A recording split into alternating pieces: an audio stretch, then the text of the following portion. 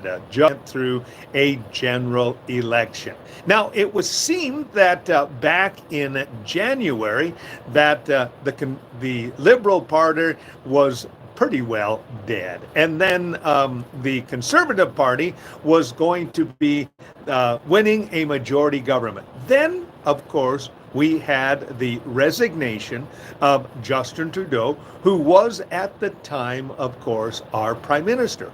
When he, of course, resigned, that kind of took the wind out of the Conservative agenda, because their main position of attack was, of course, the leadership of Justin Trudeau.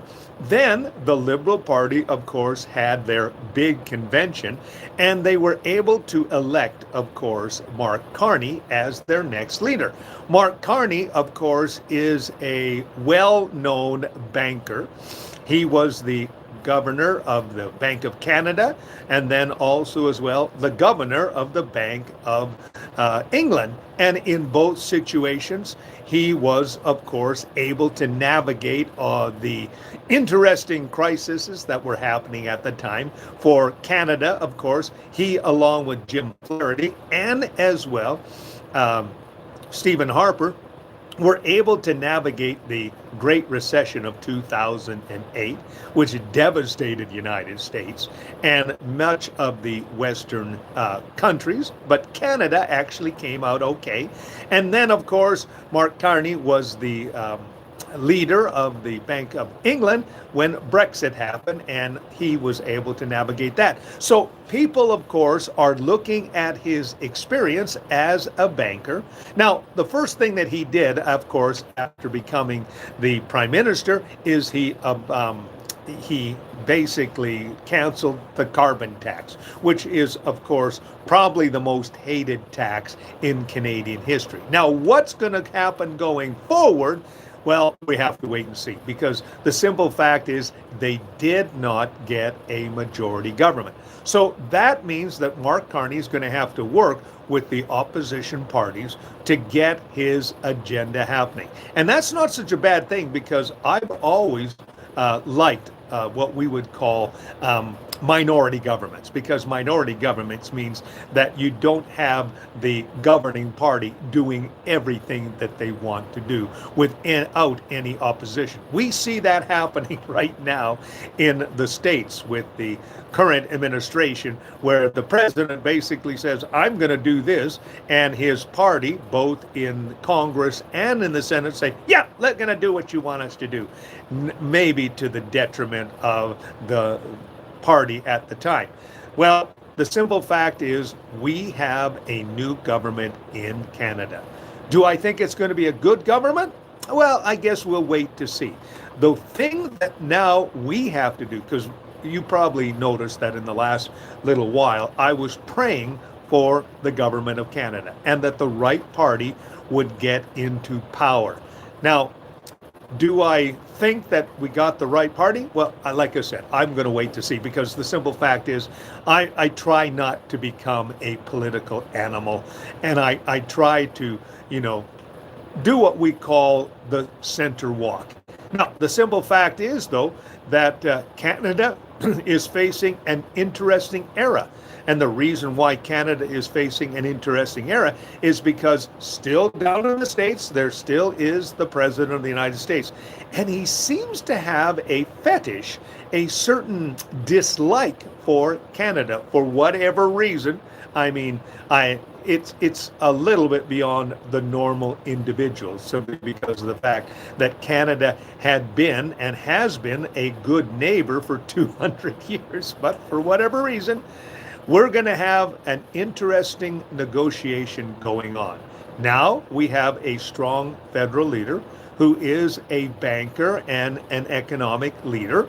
So he's going to be talking with another individual who considers himself a good economic person, but seems to be all over the map right now when it comes to economic decisions. he seems to be making decisions on the fly, and it has been bringing some inconsistency. In fact, there has been recently the butting of heads of the largest auto company in the United States and, of course, the president. Ford has been saying, listen, what you're doing is causing instability in the market. Markets don't like volatility. They don't like instability. And that seems to be what's happening right now. Now, of course, last week, the markets kind of rallied, but they started off kind of slowly this week. So it's kind of up and down. Now, for Canada, that means that, of course, we have stability.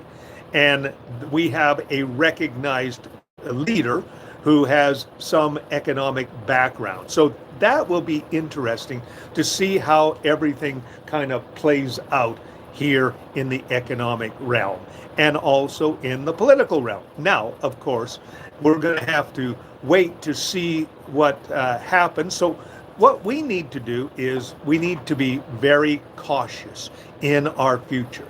Now, my response is, of course, I'm going to be praying for the present government. And I'm going to pray that they're going to prosper. I'm going to pray that they become a good government.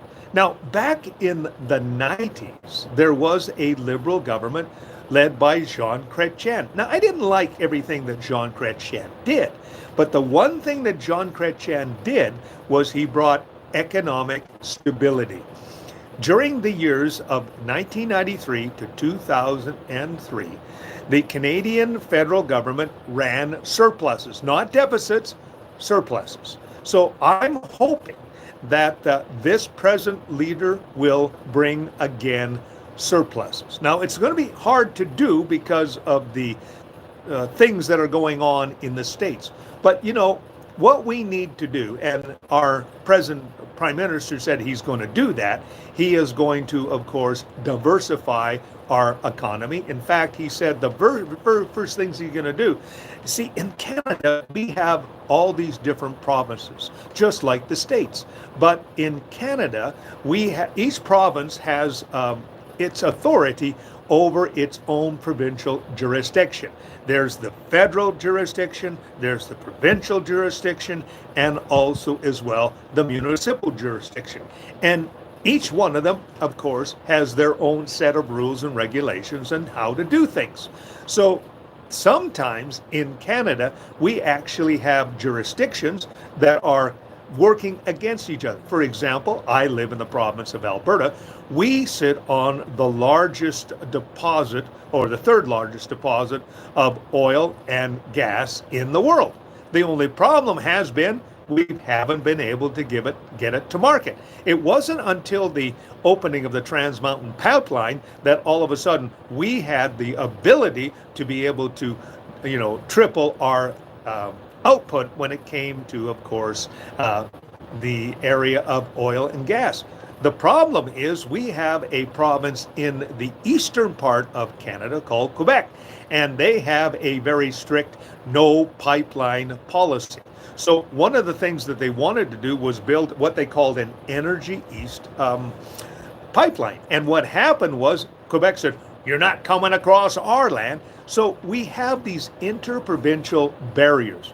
So the very first thing that Mr. Carney has to do is break down those interprovincial barriers so that we can have free flow of goods and services right across this country.